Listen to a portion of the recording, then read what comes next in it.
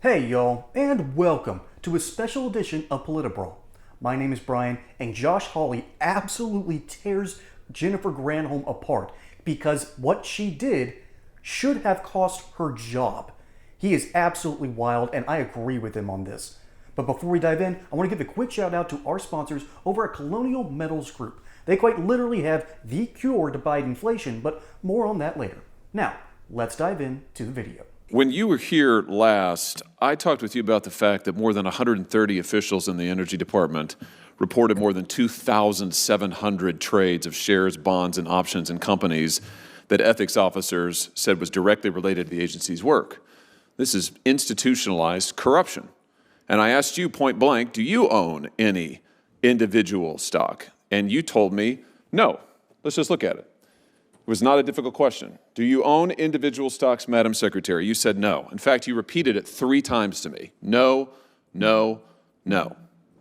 Turns out that was false. You did own multiple individual stocks, and you neglected to report it to this committee for months afterwards. Why did you mislead this committee?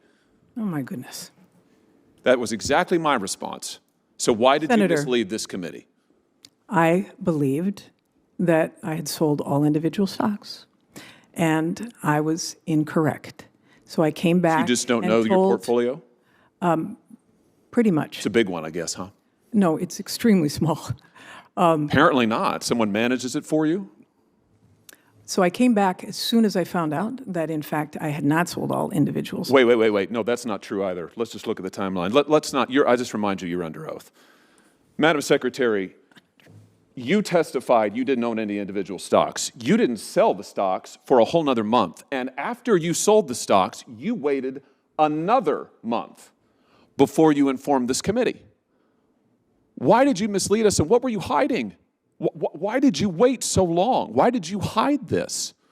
I did not hide it because I brought it forth to the committee when I realized that we had made a mistake. Really? What explains the delay? Why did you wait for a full month to explain your actions to this committee, your false testimony?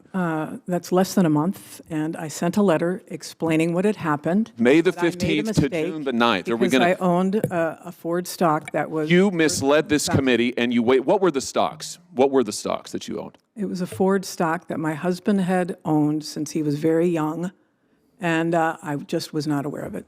And what were the others? You sold 6 stocks. What were the other 5?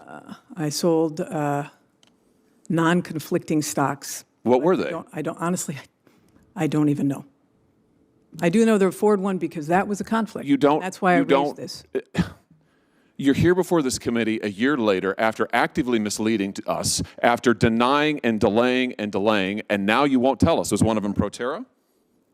No. You sat on the board of directors at Proterra. You made millions, CNN reports, and stock options at Proterra. Then you promoted Proterra stock and Proterra products as energy secretary. Was that one of the stocks that you sold? This is so... I mean, really. Was that one of the stocks that you sold? Yes, no, really. No. You are presiding over institutionalized corruption in your energy department. You have violated the Stock Act 9 separate times. You have been referred by the Inspector General for violations of the Hatch Act. Madam Secretary, all I have to say is this record is just deplorable. It is despicable. It is outrageous that hundreds of officers in the Energy Department are trading shares. It is outrageous that you misled us. It is outrageous that you are continuing to mislead us. And it is outrageous you're going to conferences and events funded by foreign billionaires using dark money to try to influence our politics. This has got to change. And frankly, you should go. Yo, I don't own a business, all right? I'm just kind of an independent dude going out here making content. But if I had a business and someone forgot to report something that important, I consider firing that person on the spot. And in government, you do something like this, I believe Josh Hawley is right. She should resign. Now, I do believe her story. I do believe that there was something that just slipped through the cracks. That happens. But there has to be a consequence of some sort. And there hasn't been for Jennifer Granholm because, well, there's a D next to her name. Let's be honest. That's one of the main reasons. But to help us cover what's really going on with underneath and to understand the finances and just the complete ineptitude of our federal government, we have CEO of Colonial Metals Group, Paul Stone, here with us today. Mr. Stone, welcome in. Thank you. Great to be back. I've always wondered, how are they this careless? How can you be this careless and become the energy secretary? Is this just a failing upwards thing? You know, it's if they were the energy a secretary of a much smaller country, right? Maybe this would be possible. But I just see these folks are just wildly overwhelmed. And I think that when people get overwhelmed, it does become very inconvenient to take responsibility and take ownership. You know, I have a lot of old sayings. Some are mine, some aren't. But one of mine is, if you don't own your mistakes, you don't own your life. And so when we see people acting the way they're doing en masse, you know, across government in all sectors, to me, they're just overwhelmed, which then goes back to the idea of, can't we just fire all of you? Can't we just return power to the states now? You guys took your shot. Nixon ended the gold standard. The government has grown 1,600% since Reagan was president. You have 1,600% more government today than 40 years ago. It's failed. It sucks at managing what we need it to do. They cannot listen to what we need them to listen to. They don't enact what we want them to do. They're making decisions for us. You know, New York wants to start taxing people for driving in this city. California wants to start taxing electric car owners because they're missing the gas tax. You know, they tax a gallon of gas $1 in California. So when you look at the lunacy of government mismanagement, it's just because it's way too vast to manage anything effectively. And we should just help these people find different jobs, because don't they want to be proud about the job they're doing during the day? Don't they want to go home and beat their chest and say what a great job they did today? None of them can say that, in my opinion. If they do, they're lying. Well, they'd have to be lying to themselves in order to sleep at night. Right. This isn't a bless your heart situation either. She committed what is almost a cardinal sin to Americans in a way.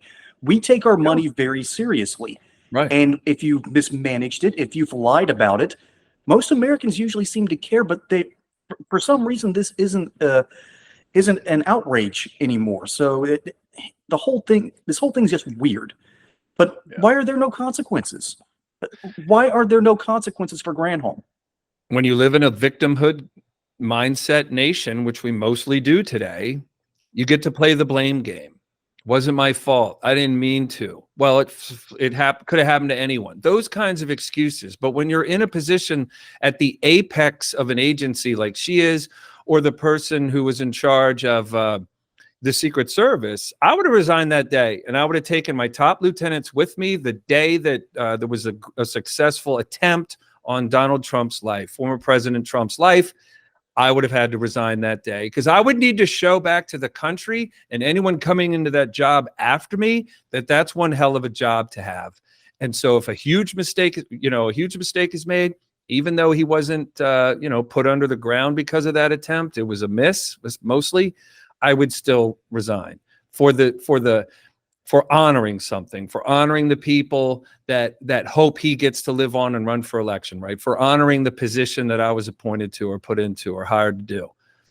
People don't take responsibility when we're living in victimhood. You play the blame game, and that's a huge sign of what's managing your money, right? If something goes horrifically wrong with your retirement savings, do you want people just pointing the fingers at people that were there before them, or things they couldn't control, or things they couldn't foresee? We need to foresee that in the headlines phase here, before the events phase kicks off, we need to be making choices about where our money is located. Oh, I fully agree. That's if all of your eggs are in one basket and then you happen to slip on a rock, and well, there goes breakfast for a long time. And all your eggs are in the dollar today, right? Exactly. They're all in the dollar. There's 4 places for your money. If I could keep on just another second, there's cash in a safe at home. All your money could be in a form of cash in a safe in your home or somewhere, right? Or it could all be in real estate. It could all be in the financial world, or it could be in gold and silver in a vault or a safe at home. The first 3 choices are all based around the dollar. I'm all still tied to the dollar. The dollar goes away. I don't have any success stories to be talking about. I don't have a retirement savings anymore. Just plainly speaking, not trying to do crystal ball work here, just plainly speaking, if I'm in dollar-based things and the dollar goes away, I don't have any things. But if I left the dollar-based world and went into something else, gold and silver, I've left where the trouble happens. I've left where ground zero will occur, historically speaking. I've departed from where the risk is. And yes, there's some things you're going to want to know and understand better about having gold and silver or being in gold and silver, but it's a solution to a problem. It's just not another option. It's literally by design the solution, and we invite people to call us and find us online and let us answer more questions than I'm able to here today. But just to give you that insight, it's incumbent upon us to not end up victims as well to this victimhood government that's leading us. I agree, and thank you for providing another option, because my frame of reference is pretty much only the idea of real estate. I don't own anything. Obviously, I'm a millennial. Then the financial markets. Now, Gen Z seems to enjoy that way more because they're online a little bit more. I almost said we. I'm a little too old to be Gen Z. But I've got a whole bunch of buddies that really track the financial markets, and came across a tweet yesterday that the stock trading lines from about 2006 to 2008 followed a specific pattern. And you can tell right where the dips were going to come based on history. And then they tracked the line from our current stocks over the past year, and it's following the exact same trajectory before everyone sold off in the late fall. Oh boy, this is a big reason why we love having you on the show, because you offer a solution to that. What I only half jokingly refer to as the protection against Bidenflation, and that is owning gold and silver. Right. And we love the fact that you're offering that on this platform. Yeah, it's a solution to a problem.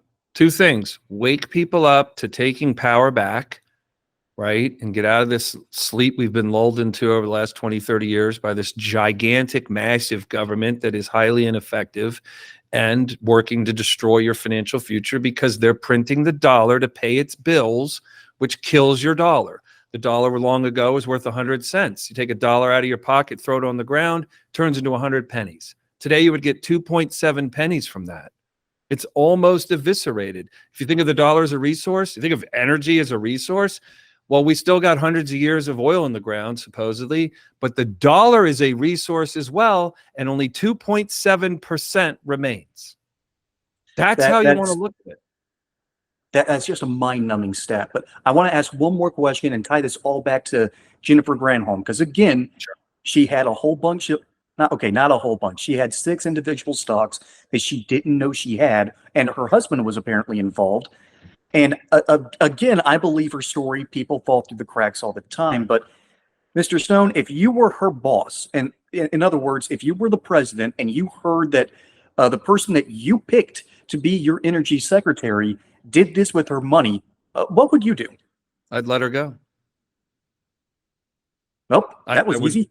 I would ask her to resign. Yeah, because there's lots of jobs on the way up the ladder to hers where you might be more accommodating, but when you're the one carrying the flag and this mistake happened on your watch, it's not about necessarily punishing her. It's about respecting the position, respecting how important that position is. You're on the top of an agency because it's us that we need to see trust that when a massive mistake occurs or someone benefits unfairly and the rest of us didn't get the benefit in that way, then that person doesn't get to keep doing what they're doing for us, the citizens. That is just the best answer I think you could give there. You're absolutely right, and you articulated that much better than I could. Well, Mr. Stone, thanks for coming on. We always enjoy having y'all here. My name is Brian. Hope you enjoyed this segment here on Politibrawl. Don't forget to like and subscribe. Catch you on the next one. And until then, y'all have a good one. Mr. Stone, thank you, sir. Thank you. All right, y'all take care.